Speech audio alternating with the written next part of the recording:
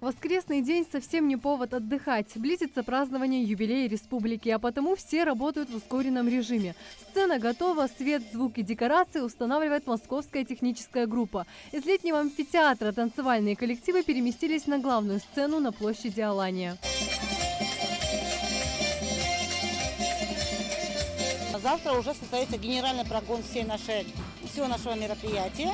Ну и вы видите, сейчас ансамбль «Ингушетия» у нас на сцене репетирует свои танцевальные номера. Все репетиции отныне проходят здесь, в том числе и музыкальные номера. Группа юноармейцев всеми задумками пока не делится. Однако они согласились спеть отрывок одной из своих песен. Нам победа как воздух нужна.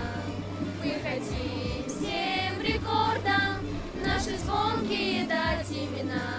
Среди приглашенных гостей все, кто на протяжении 25 лет руководили парламентом, администрацией главы, полномочные представители республики в субъектах России, общественно-политические и религиозные деятели, известные ингушские спортсмены и бизнесмены. Все они смогут разместиться прямо напротив сцены. Занимать подолгу сидячие места гостям не придется, утверждают организаторы. Ведь программа очень насыщенная. Здесь и флешмоб гармонистов, ярмарки, а для детей выступят артисты театра юного зрителя. Ну и это еще не все. У входа в национальное подворье развернется выставка от регионального министерства экономики. Здесь будет представлена вся государственная символика. Ну а само подворье стилизовано под средневековый быт ингушей. Здесь будет проходить театрализованная постановка процедуры сватовства.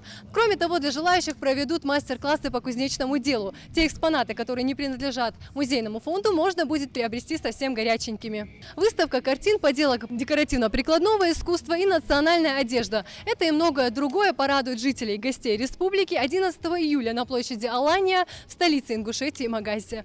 Марина Муталиева, Султан Булгучев, Новости 24.